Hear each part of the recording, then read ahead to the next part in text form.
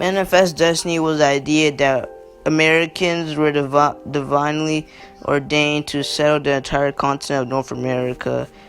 The idea of manifest destiny inspired a variety of measures designed to remove or destroy the native population.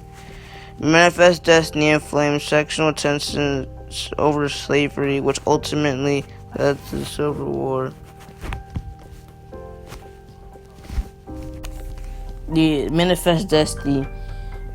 James K. Polk believed in an idea called manifest destiny, the belief that the United States was destined to expand from the Atlantic to the Pacific Ocean. The idea ignored the rights of Mexicans and Native Americans already living on the land, but many Americans believed it was their duty to spread their political, economic, and social values to others. Polk set out to secure land that would include Texas, California, and New Mexico to help the nation with destiny. It required a war with Mexico, so they agreed to secede their northern territories from Texas and California. The United States, in return, paid Mexico $15 million, where Polk also acquired the Oregon Territory through a treaty with the British. With the exception of Alaska and Hawaii, the United States now occupied its present boundaries. States rights referred to the struggle between the federal government and the individual states or political power.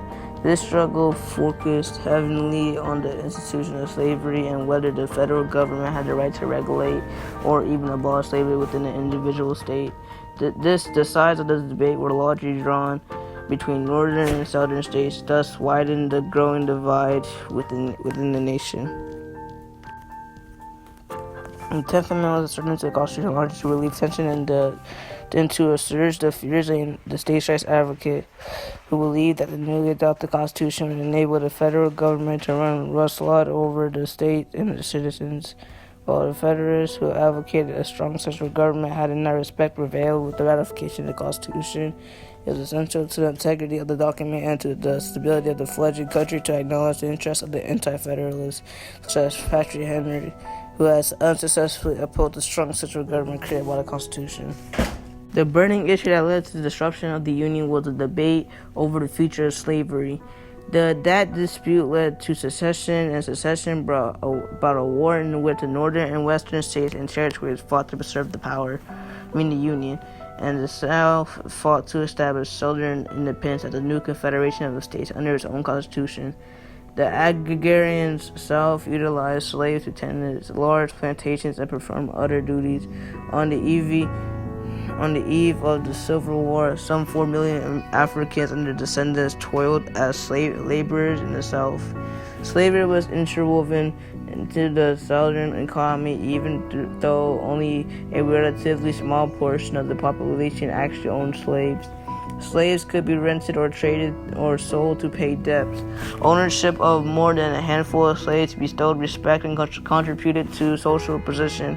Enslaved as the property of individuals and businesses represented the largest portion of the region's personal and corporate wealth, as cotton and land prices declined and the price of slaves soared. Dred Scott was a slave who sought citizenship through the American legal system and whose case eventually ended up in the Supreme Court. The famous Dred Scott decision in 1857 denied his request, stating that no person with African blood could become a U.S. citizen. Besides denying citizenship for African Americans, it also overturned the Missouri Compromise of 1820, which had restricted slavery in certain U.S. territories. Battle of Fort Sumter was the opening engagement for the American Civil War at the entrance to the harbor of Charleston, South Carolina. Although Fort Sumter had no strategic value to the north, it was unfinished and its guns faced the sea rather than Confederate shore batteries. It held enormous value as a symbol of the Union.